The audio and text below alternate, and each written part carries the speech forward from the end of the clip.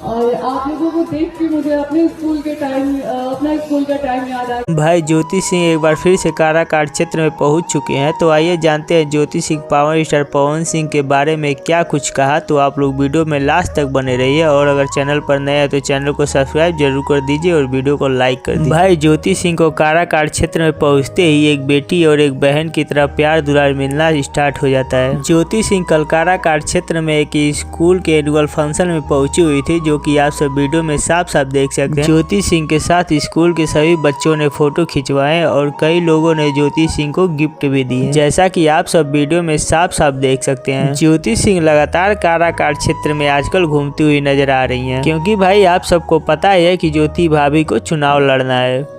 भाई power star Pawan Singh को भी चुनाव लड़ना है, लेकिन ज़्यादा मेहनत करती हुई ज्योति सिंह ही नजर आ रही हैं। लगातार काराकाट क्षेत्र में घूमती हुई नजर आ ही जाती है। भाई अब आप लोगों को क्या लगता है, ज्योति सिंह और पवन सिंह दोनों साथ में चुनाव लड़ेंगे या अलग अलग चुनाव लड़ेंगे? कमेंट बॉक्स में जरूर बताएं और वीडियो को लाइक करके शेयर कर दें। मिलते हैं नए वीडियो में, धन्यवाद।